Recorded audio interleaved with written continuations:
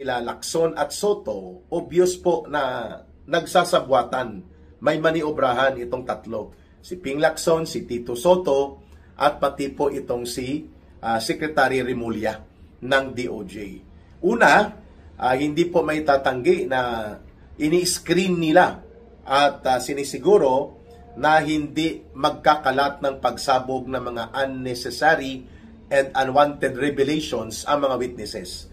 Kaya po, kinontrol nila at minaniobra nila na kailangan ay kontrolado at scripted na nila ang lalamanin ng mga sasabihin ng mga witnesses po, kagaya po nito ni Bryce Hernandez, na dating Assistant District Engineer ng sindikato dyan sa Bulacan DPWH, at pati po itong si Alcantara. At nakita po yan kung paano nila ginawa ang maniobra na yan, that even on camera, nakikita po na iniaabot ni Boying Remulla at ng kanyang staff ang dapat basahin ni Alcantara doon po sa Senate Blue Ribbon panel, na iba doon sa papel na kanyang hinahawakan at inihanda. At makita natin uncomfortable, naaasiwa at hindi po palagay at panatag si Alcantara, sapagkat nakikita po natin na kinuha yung papel na una niyang hawak at inilagay sa harap niya ang mga papel na dapat yun ang magiging guide niya. Obvious naman po kahit review pa ang Senate security camera na nakatutok po doon sa panel na yon, ng schedule na yon ng Senate Blue Ribbon Committee, at yung mga kindata nila Tito Soto at nila Bryce Hernandez, yung mga galawan ng grupo nila Erwin Tulfo, nila Ping Lacson, Tito Soto at ni Boying Remulla, nagpapakita po ng isang pattern ng conspiratorial actions. Pakikipagsabwatan po ang tawag dyan. And there is only one motive for that. Ilihis at iligaw po ang totoong patutunguhan ng investigasyon. At yan ay nagpapakita na talaga pong ang disenyo kung bakit kinuhanan ng poder at mga mahalagang kapangyarihan sa Senado at mga komitibang hahawakan ang mga Duterte-aligned senators na naging minority ngayon, that include kay Senator Marcoleta, ay dahil gustong gamitin at kontrolin nila Marcos at Romualdez ang very powerful venue and authority na mayroon po itong Senate Blue Ribbon Committee. Kaya nakikita natin itong mga biglang pag-abot ng papel, yung panggigipit sa witnesses na nagdadagdag ng sarili niyang requirement na wala sa batas, itong si Boying Remulla, itong mga kindatan sinyasan nila Tito Soto, Ping Lacson, at nila ng mga witnesses na ginamit nila ngayon, itong fair-haired boy, ang golden boy nila na si Bryce Hernandez. Alam natin na pinapasabog nila ang tinatawag na squid tactics. Ayan. Ang squid tactics po ay ang taktikang labo-labo na para hindi makita ang pinaka-focus mo. Ang pinaka-focus dito ay maipakita ang criminal trails of interconnection. Hindi lamang kay Saldico, sa mga kongresistang kasabwat niyang magnanakaw at mandarambong, sa sindikatong kriminal sa DPWH, ang papel ng DBM at ng COA, Commission on Audit, ang papel ng mga kriminal na contractors. We are just talking pa sa punto pa lang ng flood control projects amounting to 1.4 trillion pesos halos. Ang dapat po na makita na criminal trails and pattern of connections papunta kay Martin Romualdez mula dito sa binanggit kong mga sindikatong kriminal papunta po kay Marcos Jr., pilit itong inililihis, ginugulo at pilit na pinagtatakpan nila Ping Lacson, Tito Soto at ng kanyang mga koneksyon kay Boying Remulla na kunwa-kunwari pinagpapatuloy pa rin ang investigasyon. At kung kaya yan ang tawag ay squid tactics. Magpapalabas ng tinta yung pusit, kung inuhuli mo siya para maging malabo ang tubig. Pero they are underestimating the intelligence of the people. Minamaliit namang masyado ni Ping Lacson, ni Tito Soto, ni Boying Rimulya, at ng mga kagrupo nila na mga senador na alipores na ngayon ni Martin Romualdez at ni Bongbong Marcos Jr. ang kakayanan ng mamamayan na makita po ito. Obviously, nalusutan po sila ng biglang pinresenta ni Senator Marcoleta ang kanyang surprise witness. Nabuo ang loob at handang magsiwalat ng kanyang nalalaman at hindi napaghandaan nila Boying Rimulya, nila Ping Lacson, Tito Soto, na ito ay makontrol, mamaniobra nila at mahihilot-hilot nila ang lalamanin ng kanyang revelations. Kaya nakalusot, pinagbigyan, nagulat sila. Akala nila kung ano lang ang sasabihin at may dalang affidavit, no?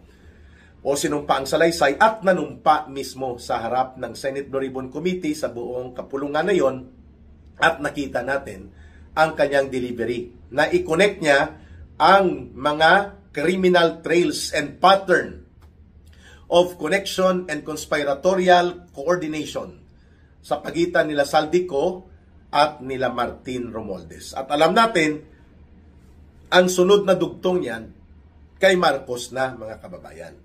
Kaya biglang kambyo si Ping Lacson, sabi niya, pa-imbestiga natin ang background nito ni Orly Gutesa, a retired sergeant or sergeant, formerly sergeant, sargento sa Philippine Marines ng Armed Forces of the Philippines. Ayun.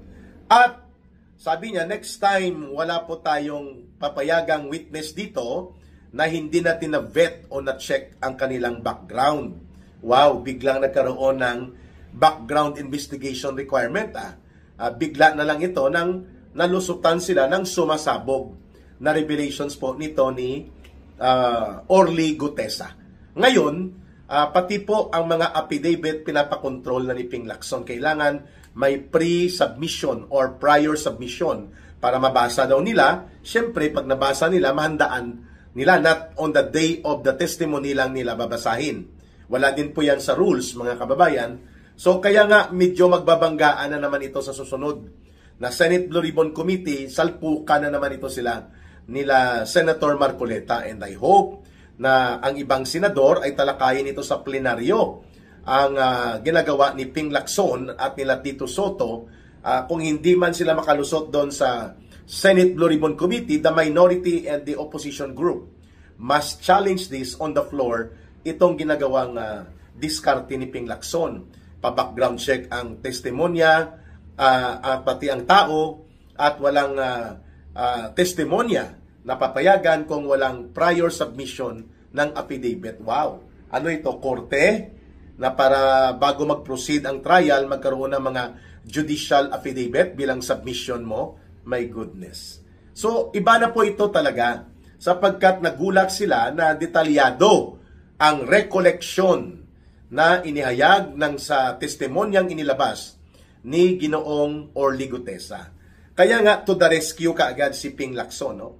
At sila Tito Soto na rin upang gamitin ang kanilang majority, authority, and power para supilin ang ano pa mang kahalintulad na mga pagbubunyag at ihahayag na mga testimonya ng iba pang gustong mag-volunteer dito sa kanilang nalalaman sa kasindikatuhan ng Marcos, Romualdez, Saldico na Special Plunder Operations na ginawa na umaabot sa 1.4 trillion pesos, mga kababayan. Ayan, maliban sa ginigipit ni Boying Rimulya para hindi ma-avail basta-basta ang Witness Protection Program, kaya hindi na po pumayag si Orly Gutesa na doon pa magpailalim sa proseso ng Witness Protection Program ni Boying Rimulya ng Department of Justice. Delikado po kasi pwede siyang ay maimpluwensyahan at kung ano pa po ang mga ibang hakbang na gagawin sa kanya para pipilipitin ito upang sumunod sa script design ng gustong mangyari nila Marcos at Romualdez doon sa Senate Blue Ribbon Committee. Ngayon, hindi pa kontento sila dyan, mga kababayan, sa ginawa nila dito kay Orly Gutesa na dapat ipa-background check daw ni Ping Lacson, samantalang hindi naman niya pinapahanap at ipinag-uutos na bibit-bitin si Saldico, lahat na yata nagsasabi na si Saldico ang matador, tirador at executioner, berdugo sa katayan ng perang ninakaw at dinambong para kay Romualdez and of course para kay Marcos. And yet, sabi ni Lacson, interparliamentary courtesy daw. Wow, okay ka lang? Ngayon, binutas-butasan nila ng grupo nila Marcos at Romualdez, nila Ping Lacson at Tito Soto. Nakita nila na hindi daw tama ang notarial information na ginawa ni Orly Gutesa, yung notaryo na may dry seal, may notarial number at may abogado. Sapagkat pumalag daw di umano itong abogada na nagnotaryo at nagtatak ng notarial confirmation sa dokumento ng salaysay na sinumpaan ni Orly Gutesa.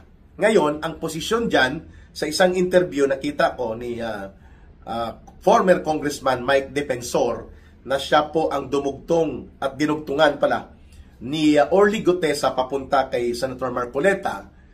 Sabi niya, naniniwala siya na pumunta sa office na yon si Sergeant Gutesa upang magpanotaryo. At subalit hindi ini-expect nitong law office at nitong abogada na ganun kabigat ang epekto at implikasyon ng pagpapahayag na yon sa Senate Blue Ribbon Committee na nakita ng buong bansa at ng buong mundo. Sabi ni Congressman Mike Defensor, former Congressman Mike Defensor, ay malamang pinilipit at tinakot, inintimidate itong abogada na nagtatrabaho pala ito sa Bureau of Jail Management and Penology. Hindi natin alam bilang consultant, retainer lawyer, pero may line of pressure laban sa kanya. At alam natin ang namumuno ng Bureau of Jail and Management and Penology, under yan sa supervision ng isa pang kapatid ni Boying Rimulya, si John Vic Rimulya.